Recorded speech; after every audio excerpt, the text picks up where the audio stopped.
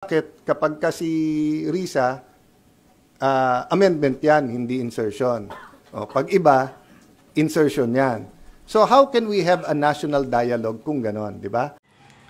Hello mga kabibig, welcome back sa ating bagong YouTube channel. Ito ang pinakamaingay ngayon YouTuber sa vlog ng YouTube.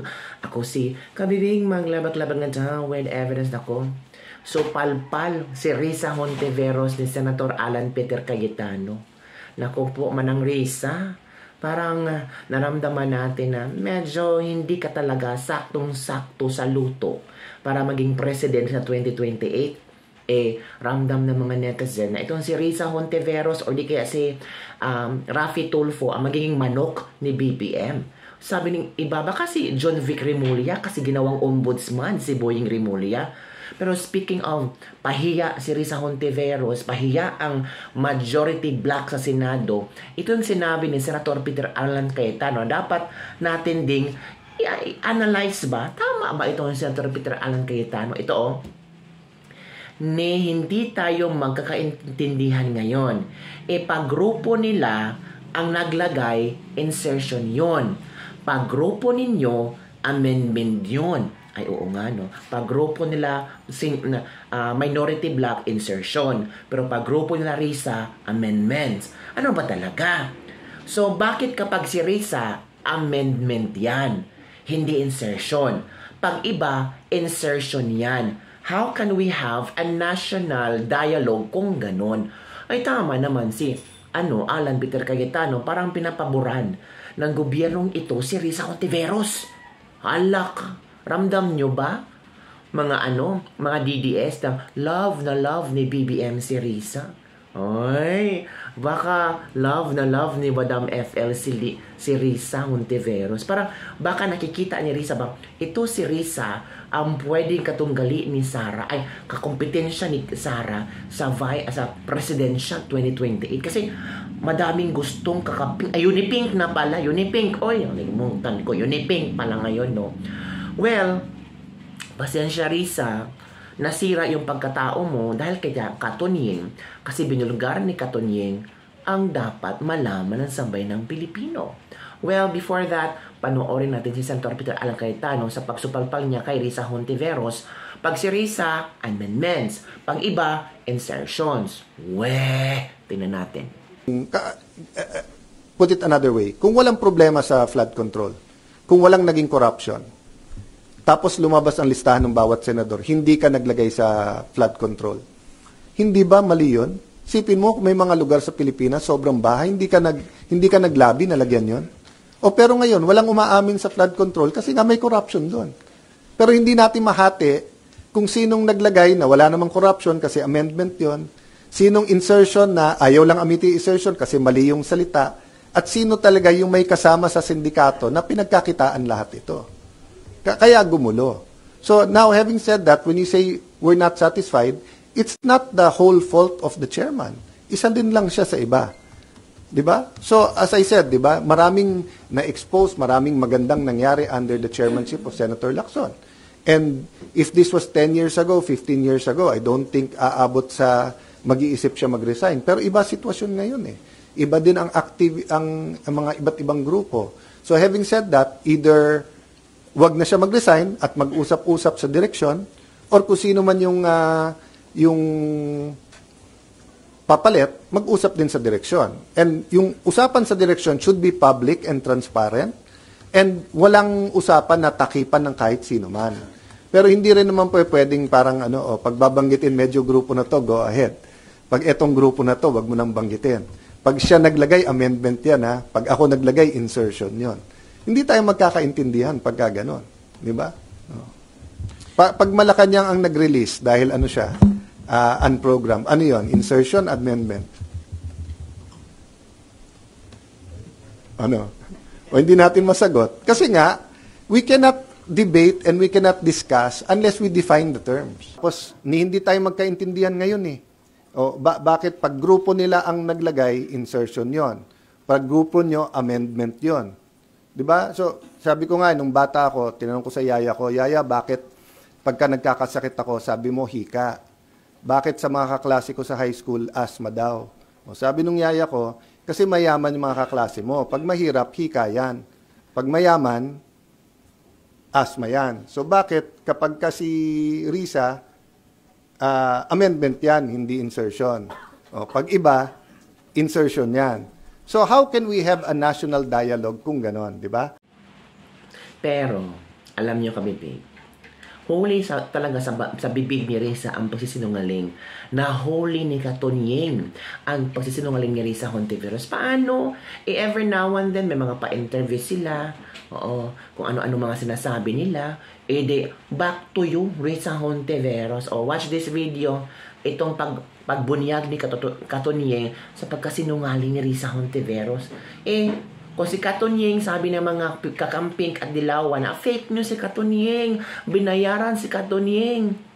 How do you explain this? Watch this video. Basahin ko lang po uli yung sinabi ni Senator Risa Hontiveros. Ang sabi po niya, wala po akong BICAM insertions. Wala sa program funds. Period. Masyado kang nagiging technical doon, Senator Risa. Alam mo naman natin na yung pinagtibay ng buong BICAM, kasama po doon yung mga insertion ninyo mula pa sa committee hearing. Do not mislead us, Senator. Alam mo naman natin na lahat ng ginawa ninyo sa floor mula sa committee, pagka hindi inalis doon sa BICAM, ibig sabihin, that will constitute the BICAM report. That will become part and parcel of the BICAM report. Wala sa unprogram funds. Sino ba nagsabing meron kayo sa unprogram funds? Babasahin ko yung buo na pahayag ni Senator Risa Hontiveros kasi meron po siyang binanggit dun sa bandang dulo. Sabi niya, babala, huwag maniwala sa fake news at maling impormasyon. Lahat ng iminungkahi kong amyenda sa budget ay dumaan sa tamang proseso at inaprubahan ng Senado. Sino po ba dyan sa may insertion na yan ang nakapagpasok ng kanilang insertion o amendment na hindi dumaan sa tamang proseso? Meron po ba kayong maituturo? Sino po ba sa mga senador na parte ng 19th Congress na nakapag-insert na ang kanilang insertion ay hindi inaprubahan ng Senado? Wag pong ganon. Lahat naman po ng insertion na yan dumaan sa proseso. Lahat ng amendment ninyo dumaan sa proseso. At lahat ng amendment ninyo kaya naging parte ng General Appropriations Act sapagkat inaprubahan po ng Senado. Kaya it's not the issue. The issue here is whether or not you have insertions. Meron. Hindi po kami fake news. Ipinakita po namin ang buo. Wala po kami sinabing ang insertion nyo illegal na ninyong isiningit. Wala pong nagsabi na ang insertion ninyo hindi dumaan sa tamang proseso. Wala rin po nagsabi na meron po kayong insertion na nasaan program appropriation o UA. Wala po, Senator. Ang issue lang po dito, meron po ba kayong amendment or insertion? Meron. So ito yung mga komento ng ating mga netizen. Ang hilig magsalita ng taong bayan, virus talaga yan. Question, meron ba talagang magnanakaw na aamin nga magnanakaw siya? Oo. Kasumpa-sumpa ang ginawa sa contribution namin sa PhilHealth ni Honti. Lalo kami mga senior citizen. Ay, totoo pa to? Pare-parehas. Kunwari malinis, ang dumi-dumi pala. May pangarap pa yan na maging presidente si Risa Hontiveros para pang big time agad kasama si Trillanes. Pero maganda naman ang tandem ni Risa at Trillanes, di ba? Kayo talaga. Ito pa, di ba po kung magsalita napakalinis sinuhusgahan yung 125 million ni Sara. Siya pala yung mas matindi. Billion, grabe ang pagnanakaw niya. Uy, wala pa namang pruweba. Wala pa namang investigasyon na talagang may something kay Senator Risa Hontiveros. Kayo talaga, pati kay VP Sara, investigasyon pa wala pa nga resulta. Pero ang COA sabi na malinis. Malinis ang paggamit ni VP Sara sa kanyang confidential funds. Ano ngayon isasagot mo sa sinabi ni Katonyeng na hindi fake news yung sa kanya, Risa? Naku po. Yung word na insertion, masamang pakinggan bilang isang mambabatas. Oh. Kayo talaga. Malakas gumamit ng salitang taong bayan, yun pala malaki nakulimbat niya sa taong bayan. Sabi ni Julius Casugbo. Kaya pala atat na atat din ma-impeach si VP. Yun pala may tinatagong anomalya. 3 billion at kaya ayon niya din maisabatas yung death penalty sa mga korap dahil makasama siya sa listahan ng korap. Yan siguro ginagastos na yan sa bayarang witnesses na laban sa mga Duterte at para mapunduhan ang mga kayo talaga kung ano-ano mga sinasabi mo. Pero Kumusta na pala si alias Rene? Anong latest news niya? Wala pa naman, no? Diba? Ito. Naghuhugas kamay na naman si Virus from Joseph Mahinay. Kaya kay Martin sumusuporta dahil bilyon din pala nakuha ni Honte Virus. Sabi ni Jim Minda. Nag-iisip na si Risa kung magkano ibibigay niya kay Katunying. Huy, wag ako yung ganyan, ha? Hindi bayaran si Katunying. At hindi ginagawa ni Risa magbayad ng mga kung sino-sino.